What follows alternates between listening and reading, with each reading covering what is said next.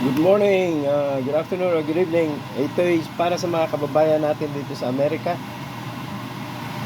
Wala na tayong mabiling bagoong. Ito gagawa tayo. Simple lang. Ginisang bawang, sibuyas. Ayan ha. Tapos ang bibili nyo ito. Pareho lang. Shrimp paste. Okay? Ayan. Bagoong din yan. Hipon din yan. Ayan. Yan ang itsura niyan. Ayan. Pag inamoy nyo, bagoong talaga ang lasa. Okay? Tapos ilalagay nyo lang dyan sa ginisang bawang, sibuyas. Niligyan ko ng sili. Okay? Pag inano nyo na yan,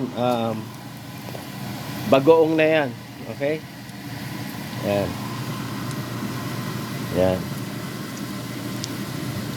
Lagay lang tayo ng konti. Ayan. Ayan. Ayan. Shrimp paste lang ang gagamitin nyo, ha?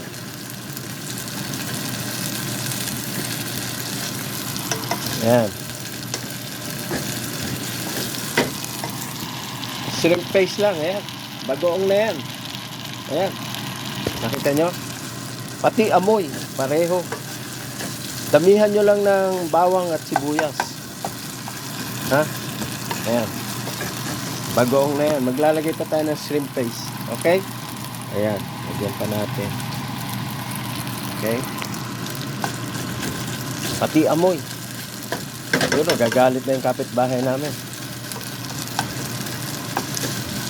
Pero nagsindi ako ng kandila. Tapos nakahayang blower namin. Okay? Ayan ang paggawa ng bagoong.